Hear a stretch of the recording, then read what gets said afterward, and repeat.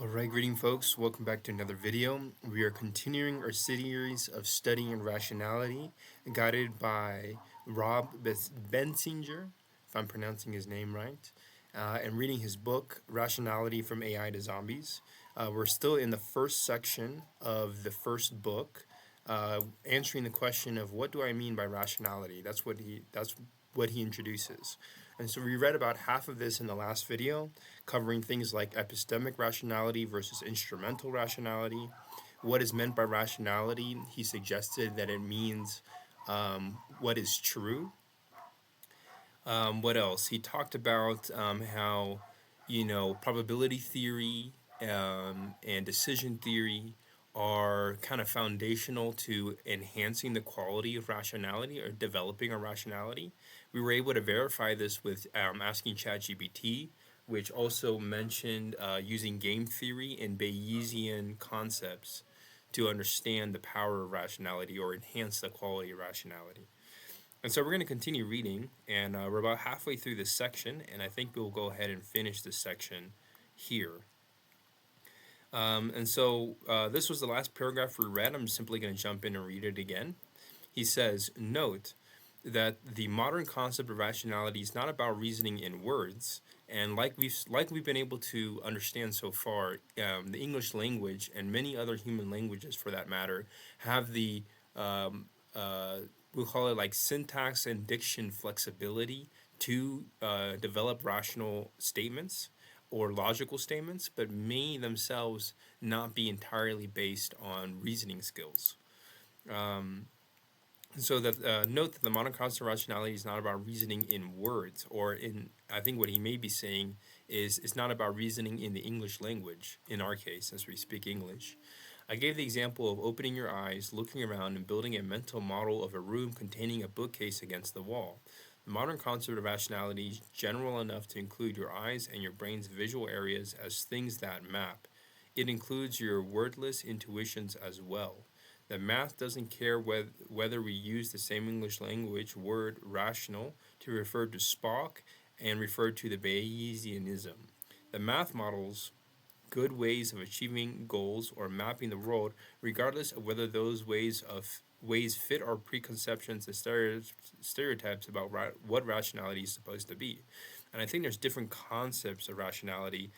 Asking ChatGPT, there's formal and informal rationality. There's rationality that's more intuitive based. There's rationality that seems to be more objective as far as logical structures are concerned, and that more closely aligned to mathematics. The general takeaway that I have at the present moment is that rationality is, as my intuition has already suspected from the beginning, it is a very broad, versatile, specific, yet also generalized way to approach our understanding of the world, understanding of reality. And it still seems to be the foundation to developing mathematical and scientific skills, even principles. But as far as having a clear-cut definition as to what it is, it doesn't seem to be the case. So anyways, as we continue reading, he says, this does not exhaust the problem of what is meant in practice by rationality for two major reasons, which doesn't seem to be the case because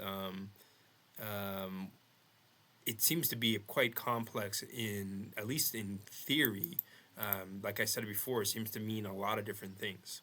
But he says that in practice, it doesn't exhaust the problem, which I don't know what he means by that. Maybe he means this doesn't lessen the complex nature of what rationality is. So let's see what he says.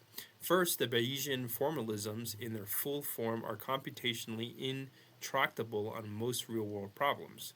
We have to definitely look up what intractable means. So let's go ahead and do that. Intractable means hard to control or deal with. First, so he's saying first, the Bayesian formalism in their full form are computationally hard to control on most real-world problems, and that is the nature of computation, is that it seems to be very complex. No one can actually calculate and obey the math any more than you can predict the stock market by calculating the movements of quarks. And so maybe there's kind of this gap between the scientific theory or mathematical theory and the actual practical hands on application of these concepts and trying to leverage them in the most meaningful way. This is why there's a whole site called Less Wrong rather than a single page that simply states the formal axioms and calls it a day. So I think he may be just hinting at the complex nature of reality, and how reality just doesn't seem to conform to the full metrics of rationality. Could be that our rationality hasn't been fully developed yet as a species. Maybe there's a, the analogy here would be that there's another alien species out there, presuming that they even exist because of something like the Fermi paradox. But presuming that they do exist, that they've been able to develop a rationality that is more closely aligned with the metrics of reality than our own.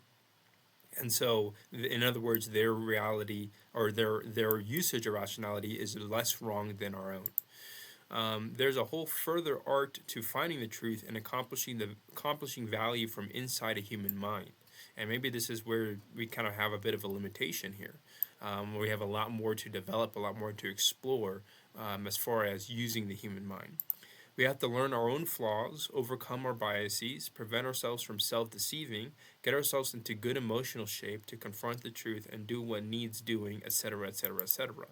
And one phenomenon that I find very interesting is that every human being seems to be born kind of like in a default state. And it seems like every human being kind of has to find a way to develop their rationality on their own. You can teach it, and that's what Rob seems to be doing with me at the moment, and any viewer of this video, of this channel, is teaching us way his kind of take or his kind of methodology to tackle this concept that has been established for thousands of years. It goes all the way back to Greek mythology, or if not Greek mythology, Greek philosophy rather. Let's keep reading. Second, sometimes the meaning of the math itself is called into question. And when I think about Bayesian, the Bayes theorem, I absolutely agree. Like, why is Bayes theorem structured in such a particular way? The exact rules of probability theory are called into question. That's what we were saying. By e.g. anthropic problems, which he actually has a link to. We can click on the link and see where it takes us. Anthropic principles. Very interesting that it's called anthropic, given that one of the largest AI channels, one of the largest AI companies rather, is called Anthropic. But the anthropic principle says, what was the universe made for us? It appears that, I thought it would be related to anthropology. It appears that there is a set of fundamental physical constants that are such that had they been very slightly different, the universe would have been void of intelligent life. It's as if we're balancing on a knife's edge. Some philosophers and physicists take the fine-tuning of these constants to be an explanandum that cries out for an explanans, but is this the right way to think? I think this is a good way to prove the existence of God, basically. The data we collect about the universe is filtered not only by our instruments' limitations, but also by the precondition that somebody be there to have the data yielded by the instruments and to build the instruments in the first place. I have to read that again. The data we collect about the universe is filtered not only by our instruments' limitations, like satellites and telescopes, but also by the precondition that somebody be there to have the data yielded by the instruments and to build the instruments in the first place. That's kind of a twist, definitely. A mind. I want to keep this relatively PG. A mind twist. Wait, it's kind of quite the mind twist there. But he's saying that the data we collect about the universe is filtered not only by the limitations of the instruments, but also by the precondition that there was someone there to receive the data and build the instruments in the first place, suggesting that we ourselves are kind of an extension to the instruments in a sense. And our minds very well could be seen as instruments in their own right. This precondition causes observation selection effects, biases in our data that may call into question how we interpret evidence that the universe is fine-tuned at all. There's some kind of possible confirmation bias or something like this. But I think this is kind of intuitively what the whole idea of God is about. It's kind of like a reaffirming belief, and I think it is one that can be ingrained with some kind of empirical evidence. And the more we find it, the more we realize the value of ancient wisdom. The humans that came before us learned a number of lessons the hard way, and it seems to be that for the sake of taking care of the species, there is an incentive to believe in God. And when I look at the civilization that we have today, I can't help but notice that it seems to be doing pretty well, and it may very well be because we all seem to be more or less aligned with the understanding that there is one single God. Nick Bostrom is a professor at Oxford University, where he heads the Future of Humanity Institute as its founding director. So it talks about this man's experience. But this man clearly has a scientific intuition, I would call it. Um, and he talked about the future of AI. His academic work has been translated into more than 30 languages. He is a repeated main stage TED Talk speaker. He's been interviewed more than 1,000 times.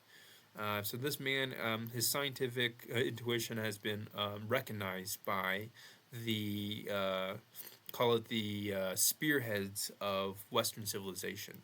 So good for him. And I love this picture here of the tree in the middle of the water, with the cosmos warping because of the time delay of leaving the camera open, the exposure of the film. So his book, Anthropic Bias, maybe might be very worth to read. Maybe He says you can now view the entire text of Anthropic Observations in HTML format, or download it as a PDF file. He has all these sections in his book, so maybe this is another book that we could probably go through. I just have to check the copyright issues and make sure that it's Creative Commons. But I think we'll definitely at the very least bookmark this, and actually have it contribute to our exploration of developing rationalistness, is what I said, of developing rationality. The anthropic bias, very interesting. Anyways, let's keep reading. So I'm going to read this section again. Sometimes the meaning of the math itself can be called into question, like Bayes' theorem. The exact rules of probability theory are called into question by example of the anthropic problems, in which the number of observers is uncertain. The exact rules of decision theory are also called into question by Newcomb-like problems, in which other agents may predict your decision before it happens. Let's take a look at Newcomb-like. I think this is another one of his sections in his book. So I think we'll actually get around to this.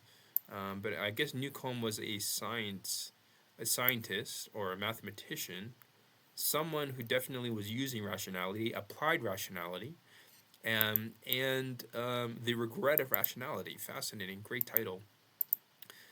So we'll come back to that. In cases like these, it is futile to try to settle the problem by coming up with some new definition of the word rational and saying, therefore, my preferred answer by definition is what is meant by the word rational.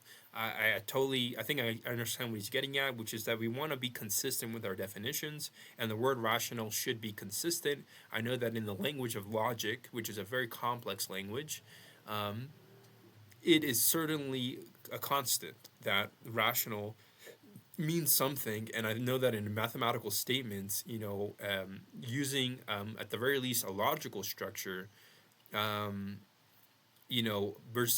suggesting that that a statement is true or false.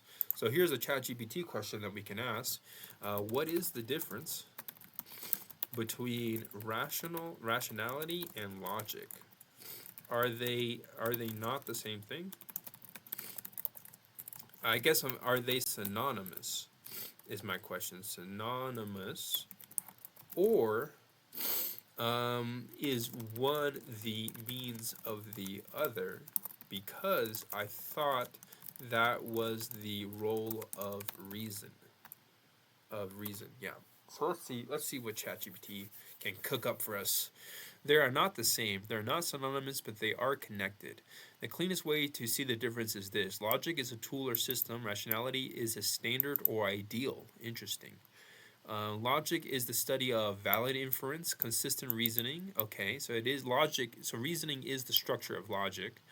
Logic answers the questions like, if these premises are true, must this condition be true? Is this argument valid or invalid? I would say that's all reasoning. You got formal, normative. It tells us how reasoning should work. Often abstract and mathematical, but doesn't have to be, right? All A are B, C is an A, therefore C is a B. Yep, that's definitely a logical statement, a logical set of statements. Rationality, however, is about holding beliefs for good reasons, okay? Acting in ways that make sense given your goals and evidence, maintaining overall coherence among beliefs, desires, and actions. So I would say that rationality seems to fall under some kind of philosophy, right? It seems for me to fall under some kind of philosophy, so philosophical implications. What should I believe in? What should I do? Broader than logic, okay. Why they are not the same? Let's see. You can be logical, valid, but irrational. You can be logically valid, but irrational. What the heck? How is that? How can that be? Valid reasoning from false premises, okay. Bad assumptions, that might be the very nature of science, of a scientific hypothesis that may be logically valid, but unfortunately irrational. Perfect deduction based on biased inputs, okay, there's the nature of bias. So, yeah, that would definitely line up with what Rob is trying to suggest, which is that we really got to be aware of our biases in order to be rational. We have to kind of circumvent them or improve upon them. Example, if everyone is out to get me, I must hide forever. Logically valid, but irrational belief. Good example. Rationality is not logic. You can be rational without explicit logic. This is interesting. A doctor intuitively diagnoses a condition correctly. Right. So rationality seems to be kind of the twin counterpart to intuition, which is interesting. How reason fits in, important. Reason is faculty or capacity that uses logic, evaluates, I would say that logic uses reason, evaluates evidence, reflects on intuitions, okay, adjusts beliefs and actions.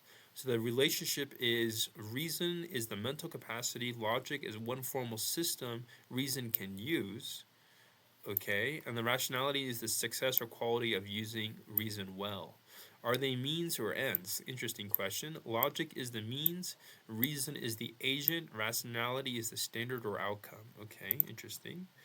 Put it differently, reason employs logic to achieve rationality. Reason employs logic to achieve rationality. Fascinating. But logic is not sufficient by itself. And then you have a simple analogy saying that logic equals grammar rules, reason equals the speaker, rationality, communicating effectively and sensibly. And then final summary, logic, rules of valid inference, reason, the cognitive capacity to think and evaluate. Rationality is thinking and acting in a way that makes sense given reasons. They are not synonymous. I mean, frankly, I find this all a bunch of semantics, and I find that it doesn't really clarify the difference between all three, frankly. But I guess my general takeaway is that rationality seems to be a standard to aim for. And it uses reason, which itself uses logic, but logic uses reason as well, so I'm not sure which one is using which. And then there's some analogies there as far as what the structures are of each, but it doesn't seem 100% clear to me the difference between all three. And so this is speaking as someone who doesn't really know, I try to approach it with the one tool that I feel quite confident in using, which is my intuition. And my intuition tells me at this present moment, we're probably not going to fully understand the difference between all three, which originally suggests to me that all three are complex in nature. But my intuition tells me that they should be a much more simple in order to be used effectively. I think that's kind of like a logical concept, some kind of Occam's razor. principle, which I learned in chemistry. Oh, it's spelled it wrong. I thought it was with an A. It's Ockham. But Occam's razor is a problem solving principle stating that when presented with competing hypotheses, the simplest one, the one requiring the fewest assumptions or entities, is usually the best and most likely correct. And so I think there's some truth in that. But I think it's like the optimization of efficiency, the path of least resistance in an energy sense. And I really do think that when it comes to reason, logic, rationality, that there should be some kind of Occam's razor approach. And if there isn't, it's telling me that there's something here that isn't adding up. And I'm wondering, to extrapolate here, I'm wondering if that is the fundamental flaw that we have in science in general. Not to underline the effectiveness of science, but I'm wondering if there's some kind of fundamental component that's missing because of the fact that its foundational tools, rationality, reason, and logic, are not easily understood. So maybe it could be suggesting that just the nature of God is complex, but I would argue that God is quite simple. The idea of God and so forth is quite should be is supposed to be a simple understanding, but we humans end up complicating everything with our constant thinking. And so, all of this to say that there's definitely a connection between the three. I don't have a clear distinction between what the three are, but I still have an incentive here to figure out what rationality is because it seems to be an interesting tool, and it certainly keeps my mind, occupied with something of value, and I find that to be a very powerful incentive to keep learning about it. Um, and I think ultimately this is going to help us explore cryodynamics as well, understanding the nature of history, nature of mathematics, the connection between the two, and any other type of science that we end up exploring. So let's kind of circle back around, come back to Earth in a sense, and continue reading, finishing reading this section. My goal is to keep these videos about 30 minutes in length. We have about 8 minutes to go, a few more paragraphs left, so I'm going to try to keep this as neat as possible. But let's keep it going. So he talked about Newcomb-like problems. We talked about the anthropic problems or anthropic, I think it was anthropic bias. Yeah, anthropic bias. Perhaps there's a Newcomb-like bias. I'm presuming that Newcomb is named after a scientist. We can verify that real quick. Newcomb-like. What is that? Is that the name of a person? It's uh, okay. It's a philosophy. It's a problem in philosophy and mathematics. Fascinating. Definitely something that we could read more about. But maybe we come back around that in the future. Something else too that I find bizarre is just how many concepts there are in this rational space. It's almost as complex as philosophy, and I'm like, my goodness, that seems to be quite irrational to me, or at the very least seems to stand against the Occam razor principle. So let's continue. I just wanted to make that comment. In cases like these, it is futile to try to settle a problem by coming up with some new definition of the word rationality. Therefore, my preferred answer by definition is what is meant by the word rational. This simply raises the question of why anyone should pay attention to your definitions. I think having consistent definitions is really valuable, very logical approach, I would think. I'm not interested in probability theory because it is the holy word handed down from Laplace, a mathematician named Laplace. Laplace transformations, very powerful in differential equations. I'm interested in Bayesian style belief updating with Occam's priors. Oh, he does mention Occam because I expect that this style of thinking gets us systematically closer to, accuracy, the map that reflects the territory. All right. I think he's trying to basically seek truth in essence, and have a better perception of reality, basically. And then there are questions of how to think that seem not quite answered by either probability theory or decision theory, like the question of how to feel about the truth once you have it. Right. Talking about feelings here. Oh boy. Here again, trying to define rationality a particular way doesn't support an answer, but merely presumes one. Yeah, there's definitely some mysterious implications to unpack from there. I think the best approach is call it God. Leave it at that. But we're trying to take it a step further, right? We're trying to optimize a deeper understanding, we'll say. I'm not here to argue the meaning of a word, not even if that word is rationality. The point of, oh, really, I thought he was. The point of attaching sequences of letters to particular concepts is to let two people communicate. Fair enough. To help transport thoughts from one mind to another. Fair enough. So I think we're dealing with the constraints of language itself, which it's important to understand that language is a tool created by human beings, and it's a way to understand reality, but it may not fully capture all of reality.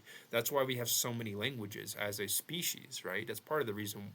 That seems to be a reasonable explanation for why we have so many languages, but it is a way to sort of perceive having different languages affects the way you perceive reality in some sense, or truth in some sense, and so forth. And that may not even be accurate. That doesn't sound accurate to me, but because mathematics is another type of language.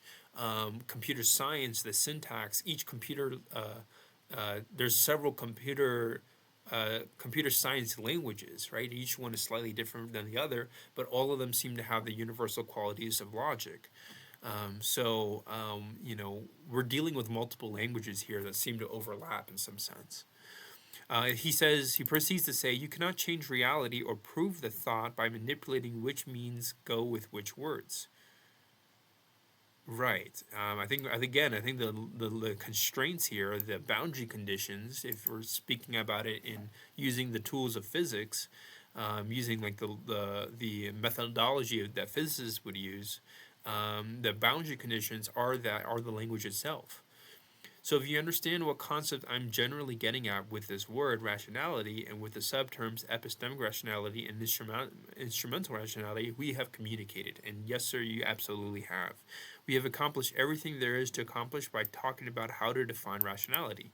Okay, I don't necessarily agree with there being more than one type of rationality, quite frankly, but I like the mathematical idea that rationality is in a math statement is saying A is true or B is true. What's left to discuss is now what meaning to attach to the syllables rationality. Okay, so I guess he's established a concept. I think these are a bit semantics, frankly. Establishing a concept and then now trying to figure out what that means. I feel like that's intuitively, I would say those are kind of the same thing, and he's overcomplicating it. What's left to discuss is what is a good way to think. Okay, I thought that's what we've been doing this whole time. If you say it's epistemically rational for me to believe in X, but the truth is Y, then you are probably using the word rational to mean something other than what I have in mind. Oh, okay, that's what I thought it was. E.g., rationality should be consistent under reflection, rationally looking at the evidence and rationally considering how your mind processes the evidence shouldn't lead to two different conclusions. Okay, interesting. So, rationality should be consistent under reflection, rationally looking at the evidence and rationally considering how your mind processes the evidence shouldn't lead to two different conclusions. Fair enough. And I guess that's sort of the kind of the debating nature of scientific hypotheses, right? Which can kind of accumulate and create theories, but because they use evidence, right? Scientists use a lot of evidence to uh, process information. But what I find sort of problematic here is, if you're gonna try to approach this purely conceptually, like if you're just sitting in an empty room and you're trying to process this in a philosophical sense, I'm about 99.9% sure you're not gonna arrive any closer to the truth. You might, God willing, but you know you may be disconnected with reality in some sense because you're trying to understand how your mind works while your mind is working, and it's kind of difficult to kind of self-observe yourself in that process. But maybe it's possible. I mean, you hear about people who are able to process, have a deep connection with existence through meditation and practices like that, but they turn to the spiritual dimension, right? They turn to kind of a quest. They seek God. They seek a higher being a supreme being kind of experience. I think that's how they're able to develop themselves is through a process of humility, essentially. So I think some of those concepts are applicable to the scientific method, but you're using empirical evidence to support your models, which may all be flawed, essentially. Um, so I'll leave it at that. Similarly, if you find yourself saying, the instrumentally rational thing for me to do is X, but the right thing for me to do is Y, then you're almost certainly using some other means for the word rational or for the word right. Perhaps it's logical but irrational. So maybe there's a confusion here between being logical versus being rational. I use the term rationality normatively. Let's make sure we see what that means. Looks like we've reached the 30-minute mark, but we're almost done here, so I'm going to go a little bit over time here. But normatively means in a way that relates to, prescribes, or conforms to norms, rules, and standards, okay? So I use the term rationally normatively to pick our desirable patterns of thought. In this case, or any other case where people disagree about word meanings, you should substitute more specific language in place of rational. The self-benefiting thing to do is run away, but I hope I would at least try to drag the child off the railroad tracks. Okay, that's an interesting quote. Causal decision theory, as usually formulated, says you should two box on Newcomb's problem, but I'd rather have $1 million. Okay, so he's definitely going into some deep waters here, and this is a territory that's currently beyond our understanding because we don't even know what Newcomb's problem even is, nor do we know what causal decision theory is. So again, a these are statements that presume have a presumption of wisdom, or excuse me, a presumption of knowledge, and like you need to have a set of knowledge to even comprehend what he's getting at, which intuitively suggests to me that it may not be the full truth. It could never be the full truth. In fact, I recommend reading back through this essay, replacing every instant irrational with foozle, and seeing if that changes the connotations of what I'm saying any. I don't think it would because, as a novice reader here, we don't even know what the word rationality even means. If so, I say strive not for rationality but for fusality. So maybe what he's getting at, and this is what logic does, is like we're trying to understand that we're trying to have like a consistent structure here of thought, and that is the rational, that is the ideal that we're trying to achieve logically. We'll leave it at that. Well, there's more to say on that actually. The word rational has potential pitfalls, but there are plenty of non-borderline cases where rational works fine to communicate what I'm getting at. Likewise, irrational. In these cases, I'm not afraid to use it. Yet one should be careful not to overuse that word. One receives no point merely for pronouncing it loudly. Right. Yeah, you can claim things are rational, but if they don't have the structure of rationality, or they don't seem to have a logical structure about them, then perhaps they could be irrational. Um, which that statement, based off of what I've understood, actually doesn't make full sense. But it's the best we've got right now. It's the best I've got. If you speak over much of the way, you will not attain it. Right, and so maybe there's the kind of again the limitation to language in a sense. So thank you for watching this video. There's a lot of conclusions to be made, but if there's one conclusion that I would make right now, right off the top of my head, is that rationality seems to be some kind of logical ideal to aim for. It's a way to optimize our ability to process reason, but it may not be the most optimized way to even do that. Maybe 1,000 years from now, 10,000 years from now, human beings will be using a tool that's even better than rationality. But right now, it's the best tool that we seem to have, and it's one that has been worked on over countless centuries as something to develop. Right, it goes all the way back as far back, according to recorded history, it goes as far back as Greek philosophy, but it may even go further back than that.